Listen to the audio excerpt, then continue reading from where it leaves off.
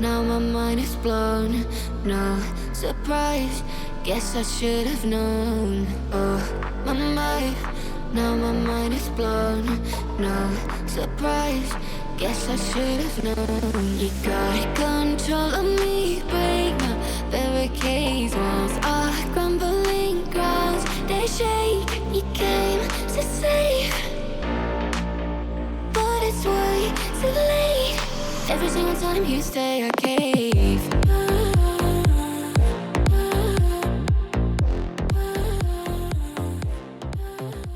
Hello and welcome to another episode of Neurodivergent News. Today we are going to have a wonderful show, but a little bit about myself first. I am Deanna Brakefield, owner of Lionheart Kingdom Marketing. I got into doing this radio show because someone told me that marketing was boring, and that's great because talking about quirkiness is so much more fun. So today I have with me an amazing woman. She runs her own business. She helps kids define what their future is going to look like and helps them achieve their dreams. I have with me the college admissions strategist, Kelly Kellem. Yeah, thank you so much for having me here, Deanna. I'm really excited to talk about neurodivergence. And I know that this is not something that's often talked about. And I love that you're doing this. So this is fabulous. Happy to be here today. Well, tell us a little bit about you to start with. I know that you're married and I know you run your own business. What should we know about you? Well, in addition to being married and running my own business, I foster dogs, which is a lot of fun. That's a hobby of mine and a heart, a labor of love. But I also am a step parent. And I've got technically three stepdaughters. One is 27, almost 28. I've got two that are, well, one just went to college a year ago. So she's a sophomore in college.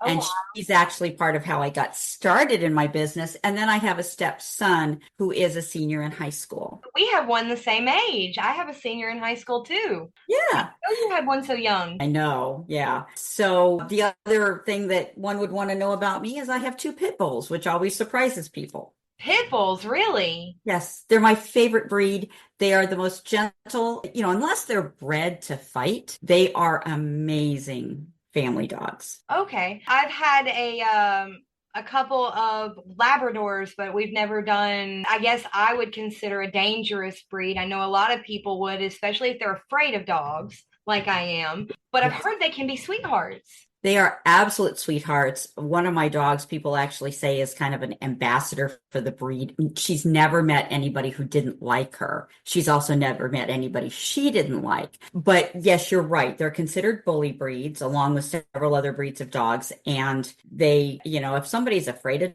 dogs or if they listen to what the newspaper says about the pit bull type dog, they're going to be afraid of them.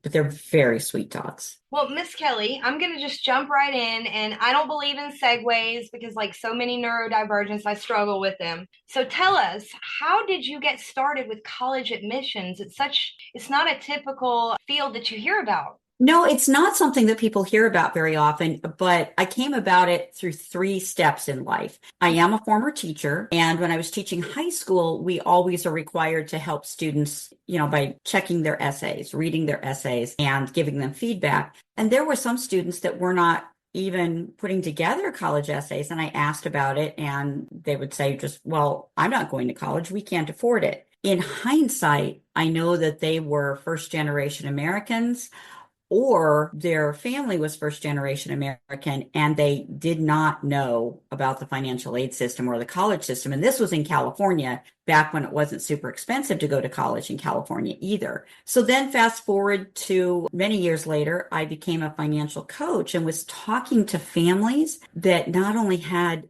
decades old student loans, but were talking about taking out more loans for their own kids that were coming up to college. And it was just heartbreaking. And there's only so much you can do to help them if they're going to take out more debt, hundreds of thousands of debt. So my own stepdaughter, the second stepdaughter, was getting ready to go to high school. She was in 7th or 8th grade at the time. And so we were trying to figure out how to pay for that. I also was doing tons of research, and I knew that there were options So it just so happened that my husband and I got on a call with and I'm going to say a so-called college financial expert who told us that the only way my stepkids were going to go to college, given what we had set aside for them, was if we either sold our modest home or we took out a line of credit against the home. And I said, well, that's not going to happen. We got off the call and my husband looked at me as we were still both in shock. And he said, you've done all this research. You've got the financial background. Why don't you just pivot your business and do this? And that is how I got started. And truthfully, my whole business was initially based around my stepdaughter because she was going through that process from 8th grade through high school. And now, of course, she's a sophomore in college. So, wow. I mean, that's an incredible story. I always love to hear stories where real life experience turns into passion. And it seems like that's exactly what you've done. It is. I am on a mission now to help other families figure out not only how to go to college without rating their retirement, which literally happens sometimes. I'm also trying to help students get into the right school for them so that they're happier, they're more successful. That's part of why students come out without the right degree or they end up dropping out is they're just not happy there because it's not the right school. Now, that actually brings up a really important point because for the neurodivergent student, the way they experience college is very, very different from the way a neurotypical experiences it. What does the admissions process look like for them and how does it differ from a typical? That's a really good question. In terms of finding the right school, it is a little bit different because you also want to find a school that offers some sort of support. Now, for some neurodivergents, and I'm going to use a term that's not often used now, but the schools still use it. And there's one school that I'm aware of that actually has a separate area, campus, separate dorms, separate classes for students who are autistic. And then there are, of course, a lot of schools that offer support for students on the spectrum or ADHD students. There are even schools out there that have executive functioning coaches. The school that my stepdaughter's at, Augustana College, she's not there because of that feature, but they have executive function coaches. And to me, that's really important because I think that's extremely hard for kids going into college, especially if they're neurodivergent. But I'm going to be honest, sometimes even the typical student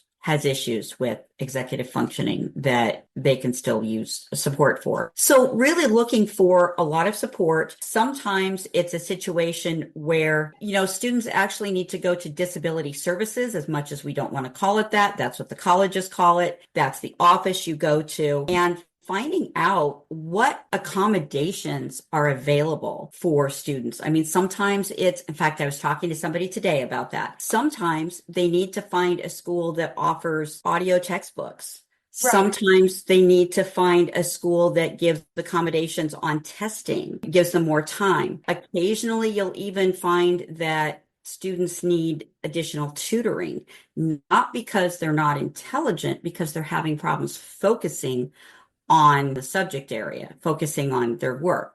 You asked about the admissions process. Truthfully, the admissions process is no different. It's really about finding the right fit college, and then the rest of the admissions process is just fine. One thing that there's two schools of thought about whether you tell the college up front before you're admitted that you're going to need accommodations, or if you wait until after you're admitted to go ask for the accommodations. But either way, if the school offers the accommodations, that's the key thing right there. That was actually my next question is, do you see, I know it used to be fairly prevalent, do you still see discrimination against wanting to admit students that need accommodations? I appreciate your word discrimination because that was the case.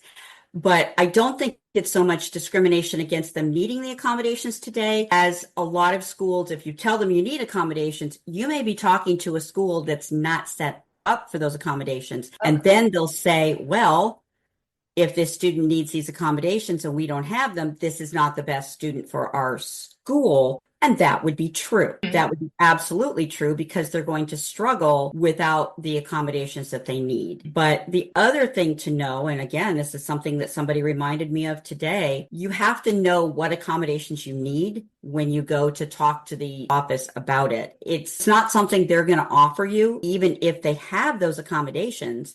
They're not going to offer it.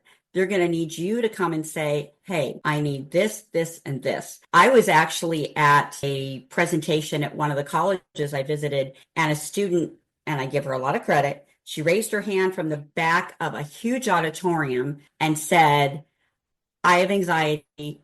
I need my own room.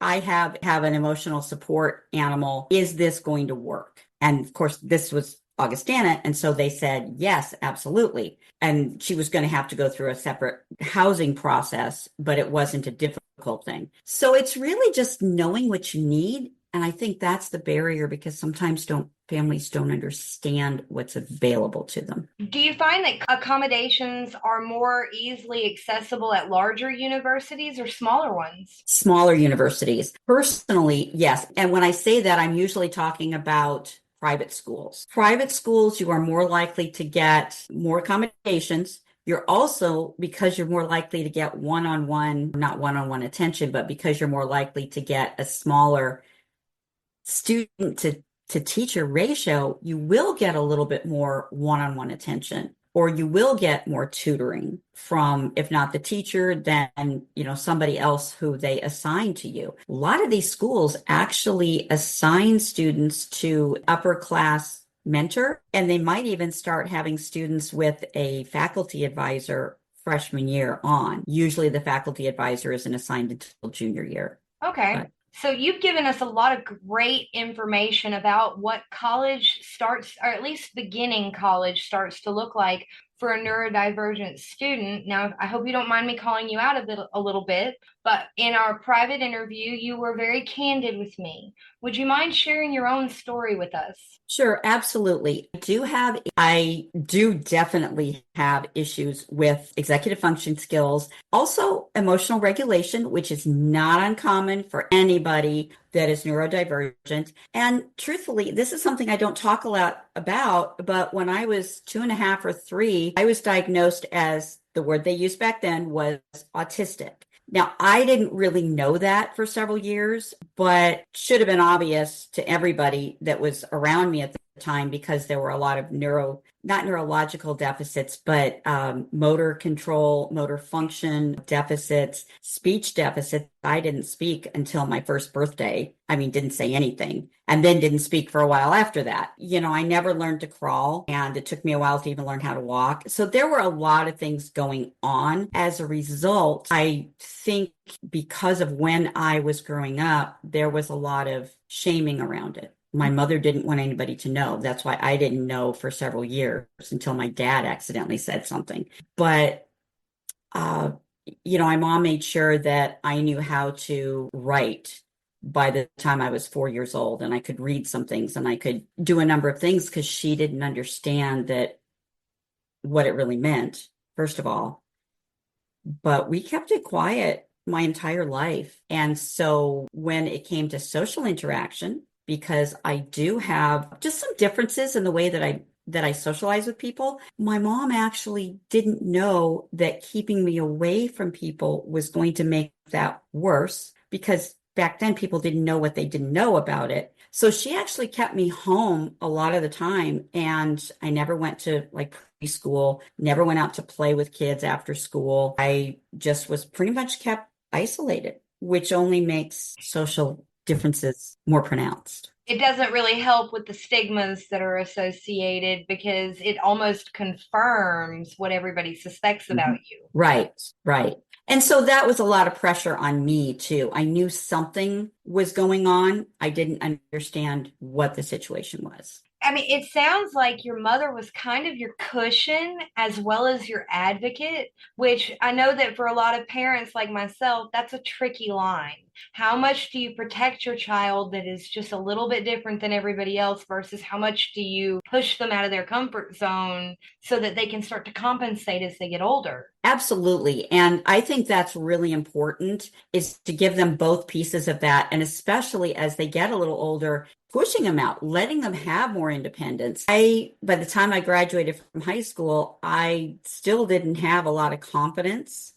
I didn't have a lot of belief in what I could do because, and again, I'm not bashing my mother. She was trying to protect me. Mhm. And as a result, I didn't get the chance to build these skills and this independence myself.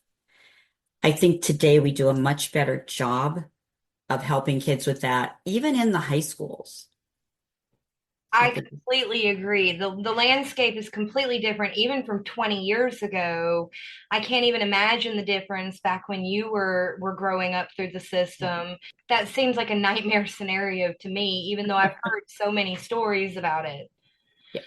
So on a little bit of a lighter, funner note, something that I like to ask everyone is, all of us neurodivergents, we tend to develop hobbies or tics that are just a little bit out there, a little bit different. So what is your strangest hobby that you've developed, Miss Kelly? Well, the strangest hobby that I've developed, I do like to, I have an herb garden like many people. One of the things that I like to grow is medicinal herbs. And no, I'm not talking about that one. I am talking about things like lemon balm that can be used for relaxation. I'm talking about, I can't think of it right now, but it's a really leafy plant. Oh, mullein, a really leafy plant that helps with breathing problems like coughs and that sort of thing, asthma. So I like to grow that kind of thing. And I also am one of the few people I know who grows dandelions on purpose because they are completely edible. Leaves are actually you can use those in a salad. And by the way, if you go to a fancy restaurant, they often do serve dandelion salad. The roots are great when they're ground up for, treating allergies. And I've actually made a salve out of the flowers in oil, in olive oil. So that's my weird hobby. How long have you been gardening? Not long, not long. And believe it or not, I don't actually like gardening and I'm not very good at it. But I think I started this about 5 years ago, and it was 3 years ago that I started growing the dandelions. I have to say, dandelion tea is just about the bitterest thing I have Yeah. ever tried in my entire life. I've never had it. I don't want it. I know that it's really good. I've made it for my dog because she has really bad allergies. And it's something that you make the kind of like a tincture, and I've poured it over her food. And it really does seem to help. And she doesn't mind the flavor of it. I mean, she's a dog, right? Yeah, as long But as you don't give them lemons, they're typically okay. yes, yes. Oh, Miss Kelly, so tell me a little bit about your actual business because I know that you've actually got two really big things going on, and that's your Kelly Kellem college admissions strategist. But I also know that you have your own radio show on K Fred here, so I'd love to hear about both. Sure. Yes, as I mentioned, I helped kids get into the right fit school, huge, help prepare them for college so that they're set up for success through high school. By the way, by doing it that way, kids are more likely to get a lot of money from the colleges. I have a student I just got texted yesterday by a mom. Her son just got I think it was $46,000 a year at one of the colleges, but maybe it was only 40,000, but it's $160,000 over 4 years. Right. And that's money they're not going to pay for him to go to college. They still will have a little bit out of pocket. So that's really what I do. And then I help people on the back end filling out the FAFSA. I don't fill it out for them. I just give them some information. And then appealing financial aid, which is something most people don't even know they can do. So on the KFRED side, I do talk about all of that in my show, and I shouldn't say my show because I have a co-host. Liz Lewine, my co-host, is a career coach for teens and young adults, and she actually specializes in working with students who have decided to take an alternative path to college, like a gap year or going to trade school or just going directly into the workforce. So the two of us together, we cover the whole gamut. We can help students whether they're going to college or not going to college. And we do start young with, like eighth grade going on up. And the name of our show is Beyond the Books, Teen Success Secrets. And it airs on Tuesdays at 2 p.m. 2 p.m. Pacific here on KFRED. Amazing. It sounds like the two of you have a unique relationship, very yin and yang. We do. And it allows us to educate families on a lot of different things. So I know Miss Lewine as well, and I know she is also neurodivergent. How do you find that helps the two of you work together, and how does it hurt? How does it make it harder? Well, I mentioned the whole executive functioning, emotional dysregulation. We've had some, I don't want to call them arguments, but we've had some tense moments recently because that's just the way that happens with two neurodivergent people. It's just, we're not as calm and as rational as some people. And when I say rational, I mean we get more emotional, I think. And so we get tied up in that emotion. And so we've had some tense conversations. That's not unusual. In fact, she and I were talking about that last night. The way that it benefits us is that we have to figure out what our strengths are and work to our strengths. When we work to our strengths, she has one area that she's just really good at. I tend to be a little more on the tech side, and you're going to laugh when you hear that because I am not good with technology. For the listeners, I've actually had a couple of tech meltdown moments with Deanna, but of the two of us, I'm the more technical. So I do things like do the editing and the recording, the editing, and just anything that requires uploading the show to the podcasts, etc. We do find that we have to really focus ourselves. It's really important for us to manage our time, which is not easy for neurodivergent people. Okay. We have to schedule everything and we have to go into it with a plan. Okay, this is what we're going to accomplish today. Okay. This is what we want to get out of this particular meeting. This is when we want to have the shows laid out we've got topics for about the next quarter, maybe beyond. And so now we're looking at when they're going to happen in order. We have to be very logical and very intentional about things because as neurodivergents, if we didn't do that, especially since we both have issues with executive functioning skills, we'd never get anything done. But there is a way to cope very effectively with some of these challenges. And it's very possible for people who are neurodivergent to run a business. I mean, Liz has her own business. I have my business. It's very possible. Yes, you have your own business. I mean, you're right. It's very possible.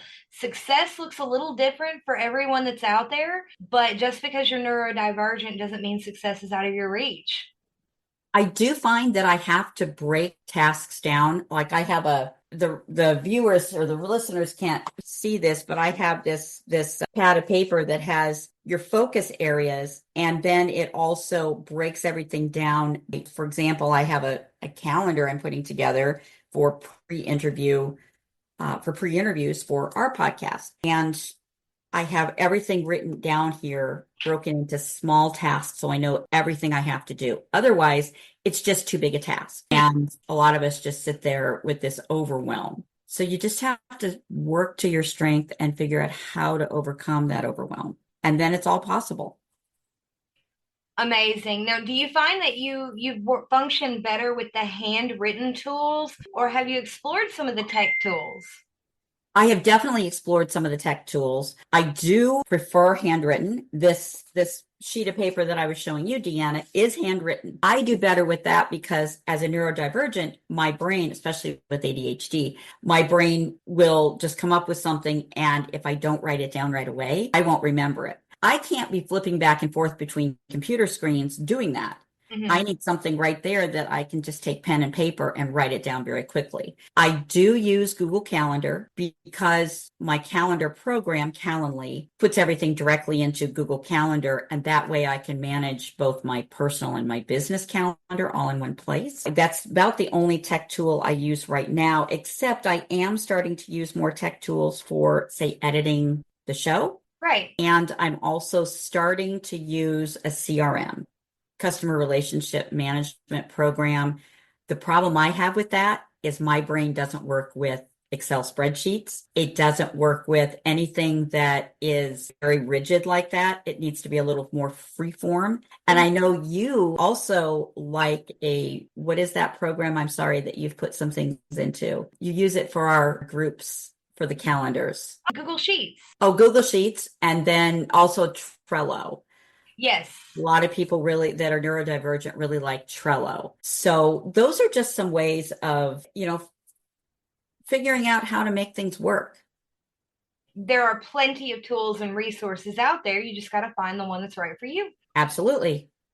Well, we are nearly at time today, Miss Kelly. Do you have coming events or anything that we should be aware of and on the lookout for? Sure. And thank you for giving me the opportunity to offer this to your listeners. I am starting a group coaching program for families of students who believe they are going to be college bound. And I say that because they might start pretty young in the program and not know for sure if they're college bound, but part of it will help them figure that out. But it's going to be a monthly subscription sort of thing where they can drop in, get some information, come back later if they don't need everything right away. And this will give families an opportunity to get through the stressful college planning process and even the financial process. And I do coach a number of students who are neurodiverse. So that's also really helpful for them as well. And I do somewhat cater parts of my program to the needs of students who are neurodivergent. That program, by the way, is going to be starting end of October. So how do they get in touch with you if they're interested in that or your services in general? Well, they can text college to 847-997-1449. And again, that's 847-997-1449. Or they can email me at kelly@yourcollegemoneycoach.com. And all of Kelly's contact information will also be available in the blog when this episode is posted up. So be looking for that. She is an absolutely amazing woman and absolutely has my endorsement, not just as a business owner, but as a neurodivergent woman who has seen her own personal brand of success. I'd like to thank you again, Kelly, for being here with us today. And I would like to thank all of our audience for listening, and everybody have a glorious day.